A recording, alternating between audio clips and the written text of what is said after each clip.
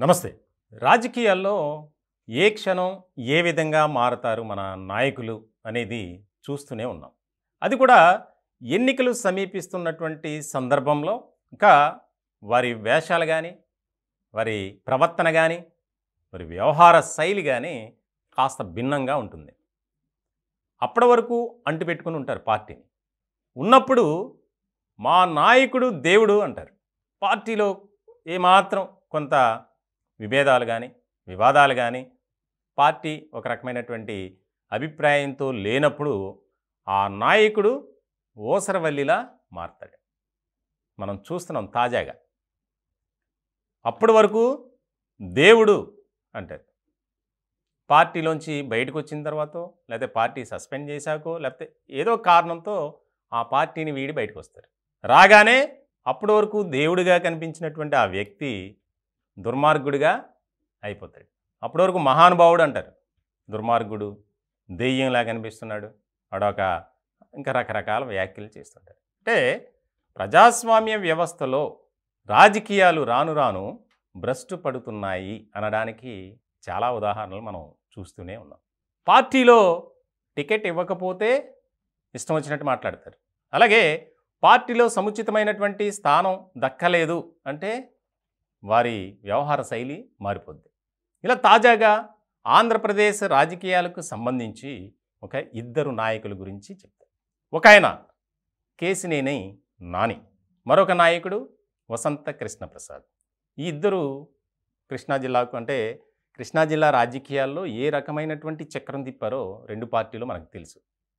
వాస్తవానికి విజయవాడ ఎంపీగా ఉన్నటువంటి కేసినేని నాని, ఆయనకు తెలుగుదేశం పార్టీ ఏ రకమైనటువంటి ప్రాముఖ్యత ప్రాధాన్యత ఇచ్చిందో మనకు తెలుసు. ఆయన 2 సార్లు ఎంపీగా గెలిచారంటే తెలుగుదేశం పార్టీ వల్లే. అదేమి ఆయన సొంత బలమో అయితే సొంత సామాజిక వర్గానికి సంబంధించి గెలిపించారు అంటే అది కొంతవరకు పనిచేసి ఉంటుంది అంతే. మ్యాక్సిమం పార్టీ కార్డు ఏదైతే టీడీపీ జెండా ఉందో ఆ జెండాతోనే కేసినేని నాని గెలిచారు. ఇటీవల కాలంలో జరిగినటువంటి పరిణామాలు మనకు తెలుసు. ఆయన పార్టీ నుంచి బయటకు రావటం, వైఎస్ఆర్సీపీలో జాయిన్ అవ్వటం, వచ్చిన తర్వాత ఎలాంటి వ్యాఖ్యలు చేశారు, ఏ రకమైనటువంటి మాటలు మాట్లాడారు అనేది మనం ప్రత్యక్షంగా చూసాం. అదొక ఉదాహరణ. అయితే తాజాగా మైలవరం నియోజకవర్గానికి సంబంధించి వైఎస్ఆర్సీపీ ఎమ్మెల్యేగా ఉన్నటువంటి వసంత కృష్ణప్రసాద్, ఆయన ఆ పార్టీలో చాలా కీలకంగా వ్యవహరించారు. రాష్ట్ర రాజకీయాల్లో కూడా సముచితమైనటువంటి స్థానం ఉంది ఆయనకి. మైలవరం అంటేనే హాట్ సీట్. ఇలాంటి సందర్భంలో ఆయనకు అక్కడ టికెట్ ఇవ్వడం లేదు అని వచ్చినటువంటి వార్తల నేపథ్యంలో ఇన్ఛార్జిని మార్చగానే ఆయన తన అనుచరులతో సమావేశమై ఏ రకమైనటువంటి వ్యాఖ్యలు చేశారో మనకు తెలుసు.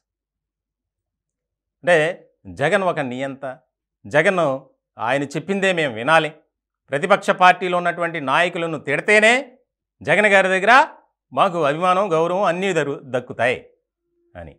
అంటే అప్పటి వరకు మనం కొంత బ్యాక్ వెళ్తే జగన్మోహన్ రెడ్డి గారంతా మంచి నాయకుడు ఎవరు లేరు, ఆయన రాష్ట్ర ప్రజలకు దేవుడు, రాష్ట్రాన్ని పరిపాలించడంలో పేదలను ఆదుకోవడంలో ఆయన మించిన వారు లేరు. అప్పుడేమో మించిన వారు అన్నారు, ఇప్పుడు ముంచినవారు అంటున్నారు. అంటే నేతల పరిస్థితి వారి రాజకీయ ప్రాబల్యం గడుపుకోవడం కోసం, వారికి రాజకీయాల్లో నిలబడటం కోసం, రాజకీయ ప్రస్థానాన్ని కొనసాగించడం కోసం ఏ రకమైనటువంటి వేషాలైనా వేస్తారు. ఇలా ఒక్కరు కాదు, ప్రతి పార్టీలో అదే రకమైనటువంటి ఇది. కేసినేని నాని గారు కూడా అలాగే మాట్లాడారు. అంతకుముందు తెలుగుదేశం పార్టీ వల్లే రాష్ట్రం అభివృద్ధి చెందింది అని చెప్పి పార్టీలోంచి బయటకు వచ్చారు. మరి ఎందుకంటే పార్టీలో ఉన్నప్పుడు అలా మాట్లాడరు, పార్టీలోంచి బయటకు వస్తే ఆయన అందరూ ప్రజలంతా ఆదరించాలి.